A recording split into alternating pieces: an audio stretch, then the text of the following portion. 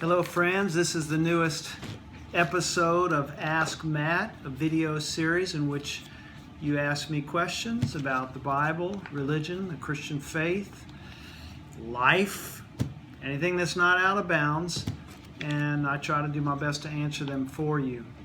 Today's question is from my good brother Scott Miller, a 1548 Heights Covenant member. Scott writes, I've always wondered what happened with and to those other folks who were raised from the dead back when Christ was crucified. Are there other biblical accounts of them? Or are there some other historical documents that provide more about them and their fate? Well, Scott is referring to Matthew chapter 27, verse 50 through 54. And to answer your question, Scott, this is only mentioned in Matthew, no other Gospels, and it really stands on itself. We don't have any other historical references to it. So let me read this to you, and then we'll unpack it. Talk about why it's important.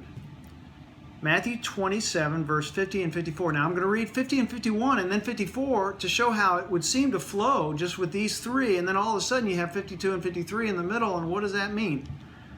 Verse 50, then Jesus cried again with a loud voice and breathed his last from the cross. At that moment, the curtain of the temple was torn in two from top to bottom, and the earth shook, and the rocks were split. Now, skipping ahead to verse 54.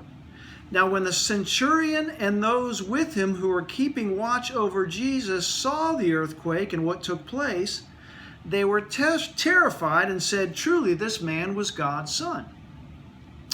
But in the middle of this coherent narrative, we have verse 52 and 53. After Jesus breathed his last, and the tombs and the veil in the temple was split from top to bottom, and the earth shook, and the rocks were split, verse 52, the tombs also were opened, and many bodies of the saints who had fallen asleep were raised. After his resurrection, they came out of the tombs and entered the holy city and appeared to many. This is very strange. Before Jesus' resurrection, in this narrative, we have a mention that many bodies of the saints are raised from the dead. And after Jesus is raised, they go into the city and appear to many. It's a little strange because we don't hear about them interacting with the apostles. We don't hear about them in Acts. We never hear about them again. So I want to take this just in three levels. The first is the ground level of Scripture. The only possible connection we can see is Peter in 1 Peter chapter 3, verse 19, talking about how Jesus descends to the dead after his death and preaches to the souls in prison. Okay?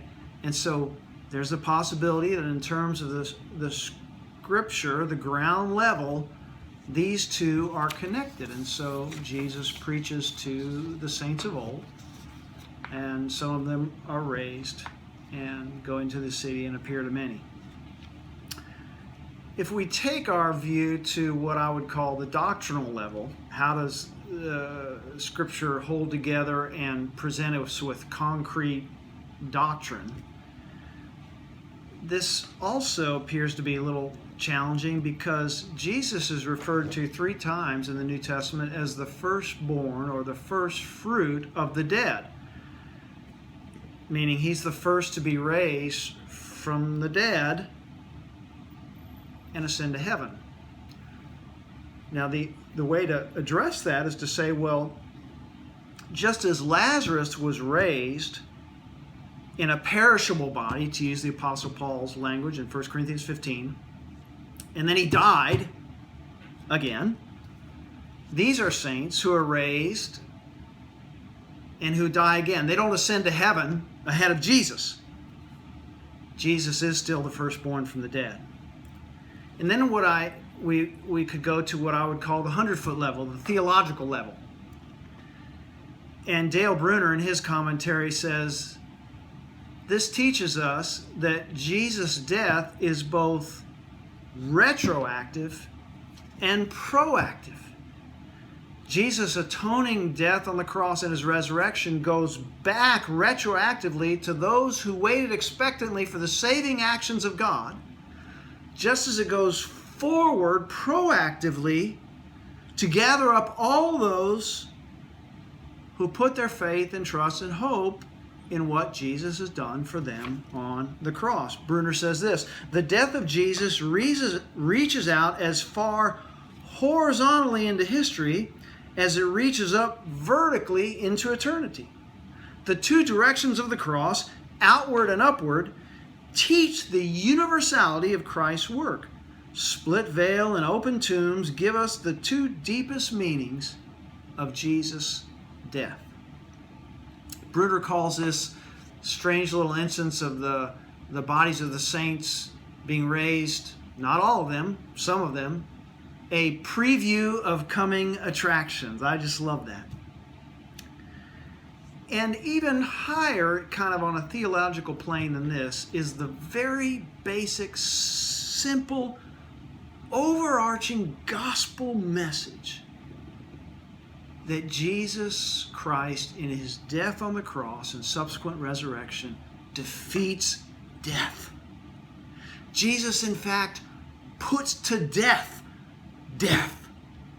And this is a preview of coming attractions, or a sort of illustration of that, of what the Apostle Paul will talk about in 1 Corinthians 15 when he says, "Where, O death, is your victory? Where, O death, is your sting?" That is the gospel message. And so we have the scriptural level, perhaps connected to Jesus going and preaching to the souls in prison.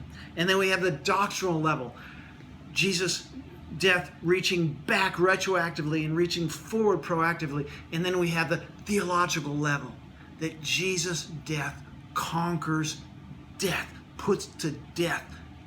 And friends, that is the good news in Jesus Christ. God bless you. Email me any questions you have, mhsoper@outlook.com or mattsoper@1548heights.org. Thank you, Scott, for that question.